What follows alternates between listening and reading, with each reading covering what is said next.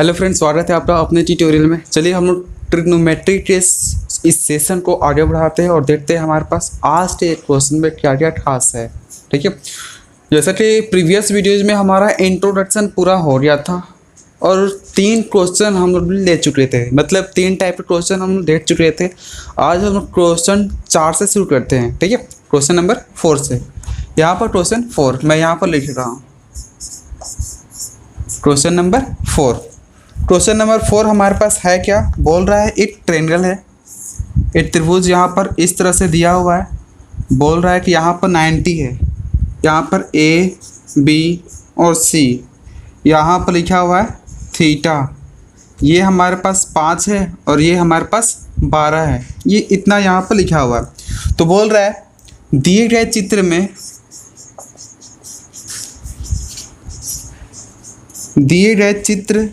में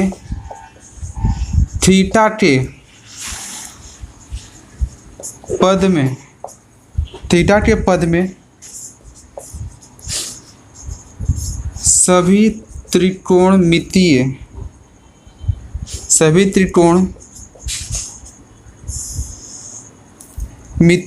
अनुपात को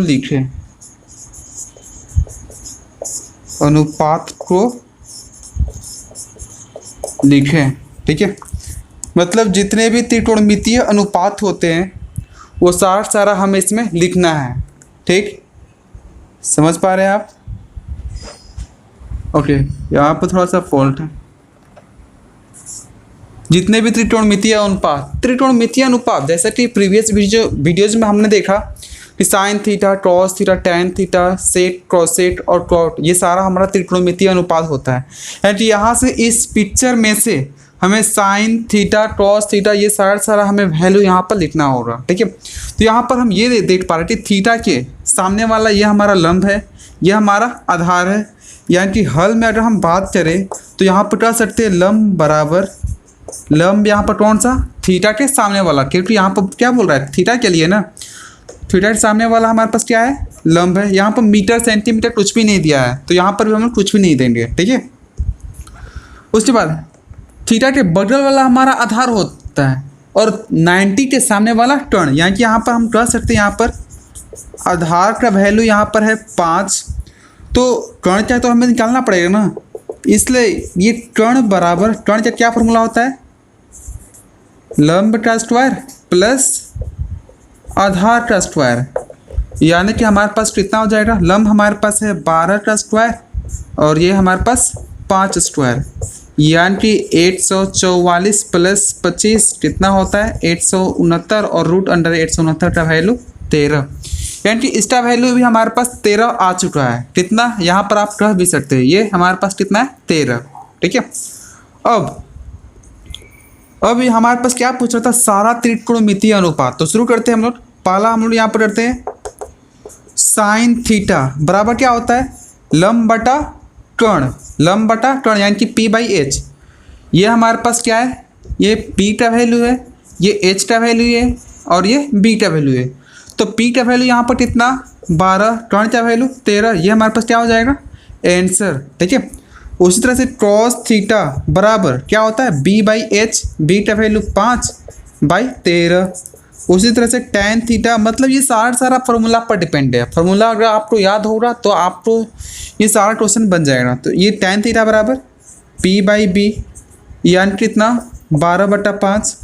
उसी तरह से कोसेक थीटा, कोसेक इसका उल्टा होता है साइन थीटा का, यानी कि यहाँ पर जो लिखा हुआ है ना उसी को रिवर्स कर देंगे। 12/13 है तो इसका कितना वैल्यू हो जाएगा 13/12। सेक थीटा, सेक इसका रिवर्स होता है कॉस का, यहाँ पर 5/13 है तो 13/5। अब लास्ट में हमारे पास क्या बच गया कॉट थीटा, ये कॉट थीटा किसका रिवर्स होता है tan का, यानी कि 12/5। ये यहाँ से 12/5 है तो यहाँ पर क्या कर लेंगे हम लोग 5/12, इतना हम लोग कर लेंगे। कन्फर्म, कोई दिक्कत है यहाँ पर? तो ये हमारा पूरी तरह से सॉल्यूशन हो गया, हल हो गया।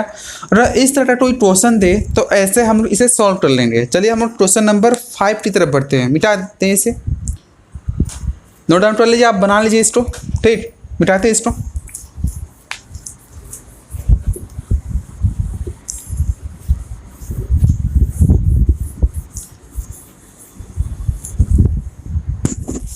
क्वेश्चन नंबर 5 टू देखने से पहले यहाँ पर और आपसे पूछे कि ये साइन का इन्वर्स क्या होता है, साइन का उल्टा, यानी कि 1/sin का वैल्यू क्या होगा। यानी कि साइन के बदले में आप 1 ये कॉसेक कह सकते हैं। कहीं पर भी ये साइन लिखा हो साइन थीटा तो उसके बदले में आप क्या कह सकते हैं, कॉसेक थीटा। उसी तरह से कॉसेक थीटा बराबर क्या कह सकते हैं, 1 क्योंकि इसको इधर भेजेंगे तो साइन थीटा कहाँ चला जाएगा, नीचे। यानी कि आप कह सकते हैं कॉसेक थीटा बराबर 1/sin थीटा। यानी कह सकते हैं साइन थीटा का inverse cosec theta, cosec theta का सब 1/sin थीटा। ठीक है, दूसरा हमारे पास आ जाएगा क्या, ये कॉस थीटा बराबर 1/sec थीटा, इसका उल्टा सेक थीटा। यानी कि ये सेक थीटा बराबर क्या, 1/cos थीटा। लास्ट हमारे पास यहाँ पर ये tan थीटा के लिए क्या कह सकते हैं, 1/cot थीटा। और उसी तरह से ये cot थीटा बराबर 1/tan थीटा, ये हम लोग कह सकते हैं। ठीक है, मतलब ये रिवर्स है, साइन का रिवर्स कॉसेक, कॉस का रिवर्स सेक, tan का cot। ओके, इसे भी आप याद कर लेंगे। जैसे मान लीजिए आपके पास ये लिखा हुआ 5/tan थीटा, इतना लिखा हुआ है। ओके, और आपका वैल्यू, आपका आंसर मैच नहीं कर रहा तो वहाँ पर क्या करेंगे हम लोग, इस पर गहन विचार करेंगे। इसको हम लोग लिखा जा सकता है 5 × 1/tan थीटा लिख सकते हैं। यहाँ पर 5 1/tan थीटा, यानी कि tan थीटा का इन्वर्स उल्टा क्या होता है, तो cot थीटा होता है। 1/tan का वैल्यू कितना होता है, cot थीटा। यानी कि इसके बदले में हम यहाँ पर 5 cot थीटा लिख सकते हैं। मतलब इसको कन्वर्ट करने के लिए हमारे पास काफ़ी इजी हो जाता है। ओके, उससे हमारा आंसर मैच हो जाता है।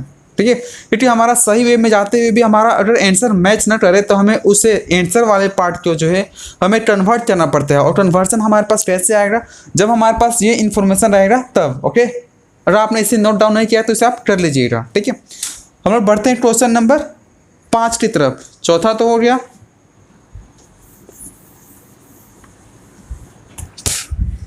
ओके, चलिए क्वेश्चन नंबर 5।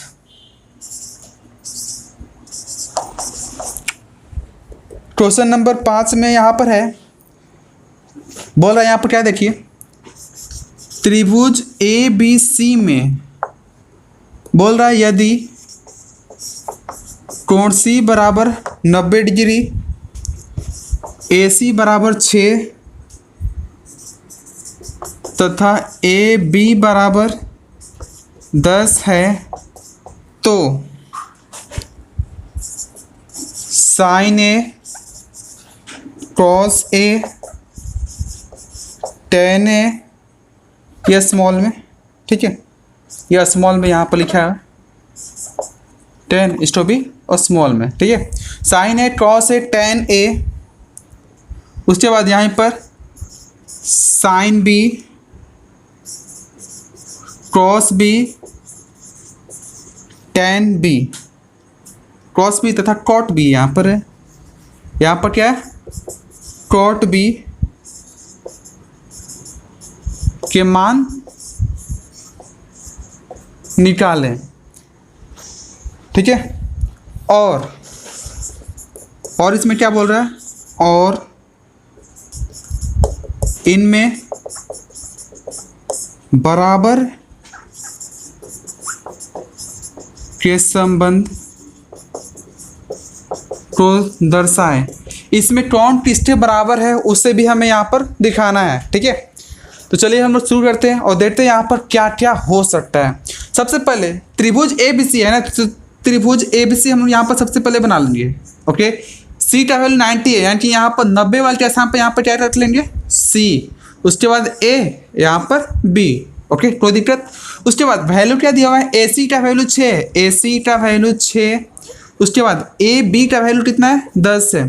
तो जैसे ही हम लोग ये 2 का वैल्यू हमारे पास पता है, तीसरा पता नहीं है, और साइन निकालना है, क्रॉस निकालना है, tan निकालना हो तो हमें तीसरा भी हमें लेना पड़ेगा, क्योंकि लंब, आधार और कर्ण तीनों की आवश्यकता पड़ेगी। ओके, इसलिए यहाँ पर हम क्या कर सकते हैं, BC हमारे पास यहाँ पर क्या है, आधार कर सकते हैं। तो आधार बराबर क्या हो जाएगा, कर्ण का स्क्वायर माइनस लंब का स्क्वायर यानी कि H square minus P square. H क्या है? हाइपोटेनस यानी कि टर्न का स्क्वायर माइनस परपेंडिकुलर का स्क्वायर यानी कि लंब का स्क्वायर।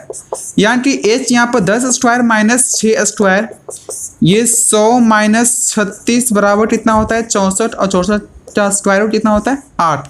यानी यहाँ वाला पार्ट हमारे पास कितना आ गया? 8। अब क्या पूछ रहा था उसमें कि आप साइन ए बताओ। अब यहाँ पर देख लेते हैं साइन ए।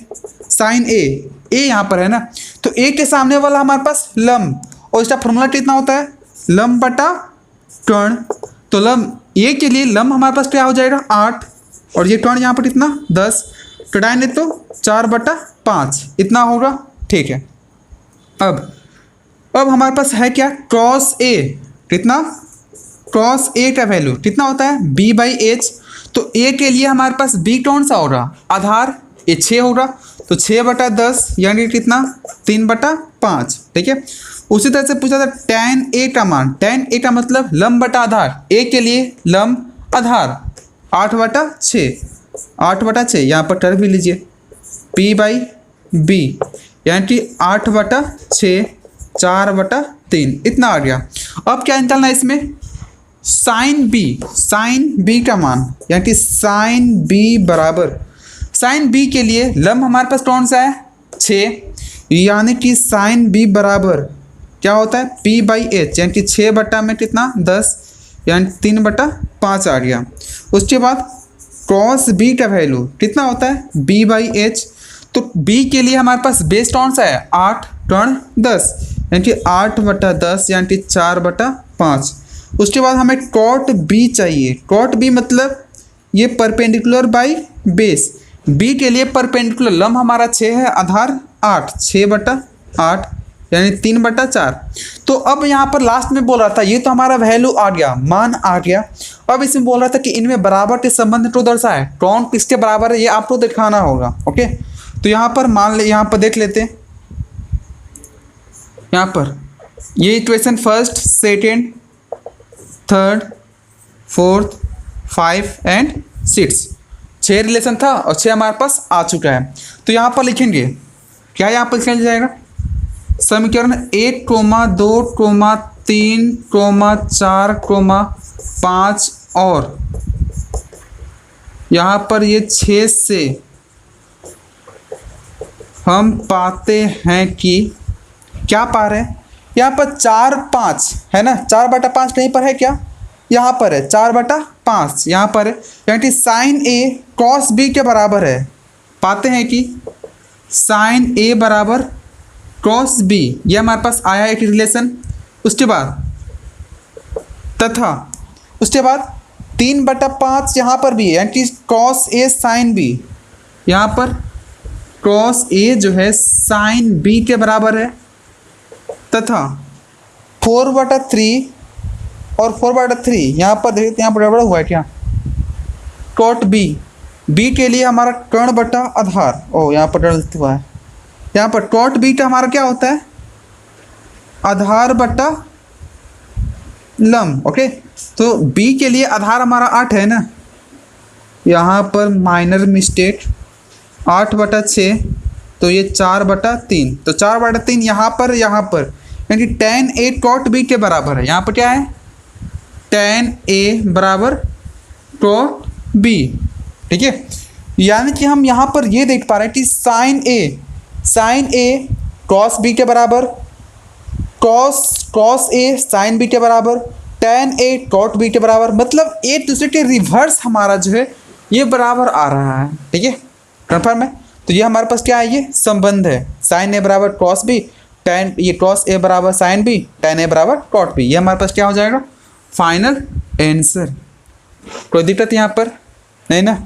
देख लीजिए। तो वीडियो तो मैं यहाँ पर छोटा ही रख रहा हूँ ताकि आपको भी प्रॉब्लम ना हो और आप फटाफट जो है रिवीजन करते रहे और भी सब्जेक्ट आप पढ़ते रहें। ठीक, तो चलिए मिलते हैं अगले क्लास में क्वेश्चन नंबर 6 के साथ। तो मैं आशा करता हूँ कि आप इन क्वेश्चन को प्रैक्टिस के रूप में ले रहे होंगे और एनसीईआरटी से जितने भी क्वेश्चन आपको बन जा रहे हैं वो सब आप सॉल्व कीजिए। नहीं तो मैं भी जो उसे एक पार्टिकुलर वीडियो में जो है सारा एनसीईआरटी भी सॉल्व करवाऊंगा और हम बताऊंगा कि हाँ ये कौन सा क्वेश्चन जो है आपके लिए बनने लायक है। तो आज के लिए